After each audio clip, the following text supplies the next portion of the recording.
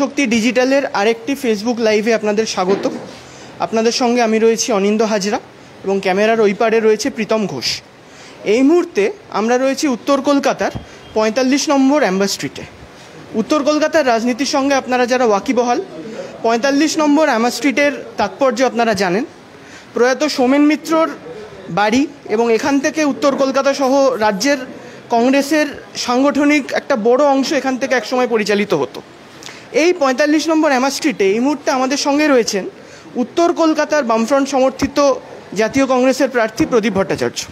আমরা ওনার সঙ্গে কথা বলবো এবং বোঝার চেষ্টা করব, জানার চেষ্টা করব এই মুহূর্তে কী অবস্থায় রয়েছে উত্তর কলকাতা। প্রদীপদা, আপনাকে স্বাগত। প্রদীপদা, যেটা আপনার থেকে জানার চেষ্টা করব যে কিছুক্ষণ আগে আপনি মিছিলে হেঁটে এলেন, সেই মিছিলের পারমিশন তো বা মিছিল তো হওয়ার কথা ছিল শ্যামবাজার অবধি, সেটা কলেজ স্ট্রিট অবধি হলো, মানে এটা কেন? প্রশাসনিক অব্যবস্থা না কী কারণ, কিভাবে দেখছেন? না, এটা প্রশাসনিক অব্যবস্থা শুধু নয়, প্রশাসনের একটা পক্ষপাতমূলক আচরণ এই কাজের মধ্যে দিয়ে আমরা দেখতে পেলাম। কারণ আমাদের পারমিশন ছিল আমরা কলেজ স্ট্রিট দিয়ে একদম সোজা শ্যামবাজার পর্যন্ত যাব।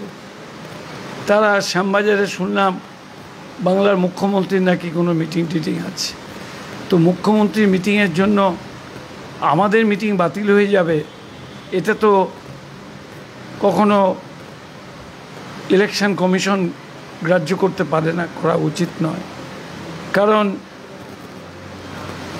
ইলেকশন কমিশনের নিয়ম অনুযায়ী নির্বাচন ঘোষিত হওয়ার পর পলিটিক্যাল পার্টি যারা প্রার্থী বা অন্য যে প্রার্থী হন না কেন, তারাই সবসময় প্রায়োরিটি পেয়ে থাকে। কিন্তু এখানে আমরা দেখছি প্রধানমন্ত্রী, মুখ্যমন্ত্রী, মন্ত্রী, তাদের প্রায়োরিটি দেওয়া হচ্ছে। এটা সম্পূর্ণ বেঠিক নিয়ম। এটা এই নিয়মের কোনো কার্যকরী ভূমিকা আছে বলে মনে করি না। আমি এর তীব্র বিরোধিতা করছি। আমি মনে করি যে এখনও প্রমাণ করবার চেষ্টা চলছে যে পশ্চিমবঙ্গের মুখ্যমন্ত্রী যেন নির্বাচন পরিচালনা করছে, কিন্তু তিনি তো নির্বাচন পরিচালনা করার কেউই নন। নির্বাচন পরিচালনা করবে ইলেকশন কমিশন।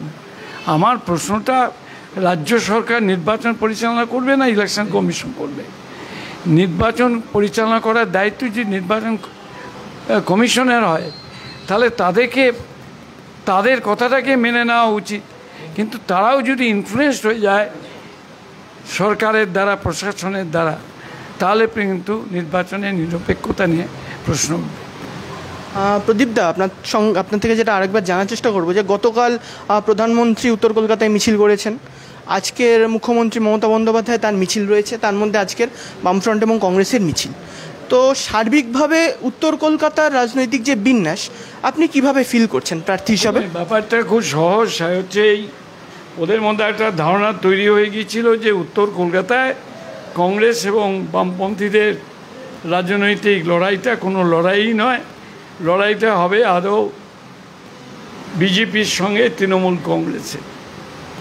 কিন্তু বস্তুতপক্ষে ১.৫ মাসের আমাদের কর্মীদের, বামপন্থী কর্মীদের সহযোগিতায় যেভাবে রাজনৈতিক পরিস্থিতি তৈরি হয়েছে উত্তর কলকাতায়, তাতে ওরা বুঝতে পারছেন ওদের দুজনেরই আসন খুব টলটলায়মান। তারা বুঝতে পারছে যে তারা যে কোনো সময় হেরে যেতে পারে। তারা আগে কংগ্রেস এবং লেফটকে কোনো গুরুত্বই দিচ্ছিল না, এখন সর্বাধিক গুরুত্ব দিয়ে প্রধানমন্ত্রীকে দৌড়ে আসতে হচ্ছে, মুখ্যমন্ত্রীকে পাড়ায় পাড়ায় মিটিং করতে হচ্ছে। এইটা প্রমাণ করে দিচ্ছে আগামী দিনে বাংলা বামপন্থী এবং কংগ্রেসকে সংঘবদ্ধ লড়াই করার একটা নতুন ক্ষেত্র তৈরি করে দিচ্ছে উত্তর কলকাতা, যেটা আগামী দিন সারা বাংলায় ছড়িয়ে পড়বে। প্রদীপদা, আপনার থেকে লাস্ট যে প্রশ্ন আপনার কাছে যাব, সেটা হলো ঠিক কোন কোন ইস্যুকে সামনে রেখে এই কেন্দ্রে বামফ্রন্ট এবং কংগ্রেস তার মিলিত প্রার্থী হিসাবে আপনি লড়াই করছেন? পশ্চিমবঙ্গের সমস্ত ইস্যুগুলোই, তার মধ্যে সবথেকে গুরুত্বপূর্ণ ইস্যু হচ্ছে দুর্নীতির ইস্যু, তার মধ্যে গুরুত্বপূর্ণ হচ্ছে শিক্ষার ইস্যু, স্বাস্থ্যের ইস্যু, জিনিসপত্রের দাম বাড়ার ইস্যু, এবং সর্বোপরি যে জিনিসটা আমাদের কাছে খুব খারাপ লাগছে সেটা হচ্ছে বেকার যুবকের সংখ্যা এ রাজ্যে এবং ভারতবর্ষে ক্রমান্বয়ে বাড়ছেই। সেটা বন্ধ করার কোনো আয়োজন, কোনো প্রচেষ্টা মোদীর সরকারেরও নেই, তৃণমূল কংগ্রেসেরও নেই। মোদীর সরকার এবং তৃণমূল কংগ্রেসের সরকার কি করছে? মানুষের হাতে কিছু আর্থিক সাহায্য দিয়ে ভোটটা কেনার চেষ্টা করছে, কিন্তু গরিব বেকার যুবকদের চাকরি দেওয়ার, চাকরির সংস্থান তৈরি করার কোনো প্রচেষ্টা তাদের মধ্যে নেই। আজকে কংগ্রেস যে ম্যানিফেস্টো করেছে তাতে পরিষ্কার বলছে আমরা মহিলাদের, যারা কাজ করছে না, যাদের খাবার অভাব আছে, সেই সমস্ত মহিলাদের আমরা বছরে 1 লক্ষ করে টাকা দেব। তাহলে দেখা যাচ্ছে যে কংগ্রেস শুধুমাত্র মহিলাদের 1 লক্ষ করে টাকা দিচ্ছে, তাদের ম্যানিফেস্টোর মধ্যে বলেছে তাই নয়, সেই সঙ্গে বলছে বেকার যুবকদের, নওজোয়ান যুবকদের, বেকার যুবকদের চাকরি সংস্থানও আমরা করে দেব। কারণ আগামী প্রজন্মকে তো এই কিছু অর্থ দিয়ে তাদের জীবন তৈরি করা সম্ভব নয়। তাদের জীবনকে যদি তৈরি করতে হয় তাহলে পরে তাদের চাকরি দিতে হবে, চাকরির সংস্থান তৈরি করতে হবে। কংগ্রেস ম্যানিফেস্টোে সে কথা পরিষ্কারভাবে বলা হয়েছে। ধন্যবাদ প্রদীপদা।